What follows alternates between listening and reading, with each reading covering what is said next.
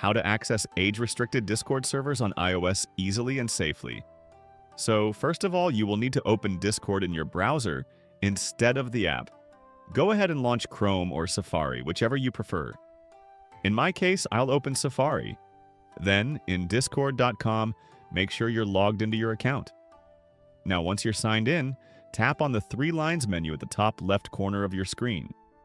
After that, tap on the gear icon at the bottom right corner to access user settings. Here, tap on Content and Social. After that, scroll down and look for two options.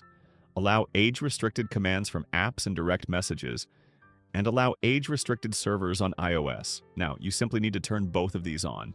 If they're already enabled, that's great. Just make sure they stay switched on.